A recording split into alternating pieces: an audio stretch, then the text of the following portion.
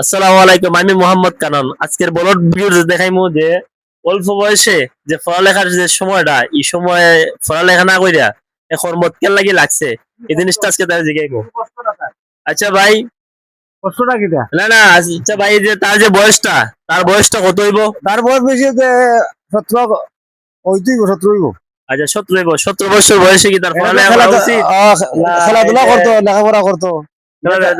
আচ্ছা, তারা জিজ্ঞাসা করি যে কি কারণে এই ব্যবসাটা করতেছে। তার উদ্দেশ্য কিটা? আসসালামু আলাইকুম, ওয়ালাইকুম আসসালাম। তোমার নাম কি?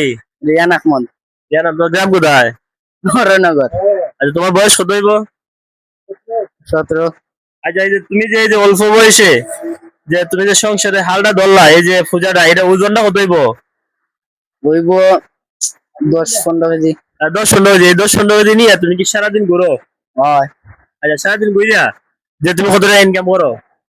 মাসও মাসও পড়ে যায় 50-60 হাজার। 50-60 হাজার।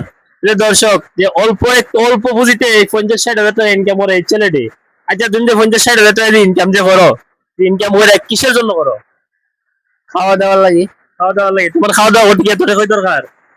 না, তাহলে জমাই বাইক লইছি একটা। বাইক লইছো? আচ্ছা বাইক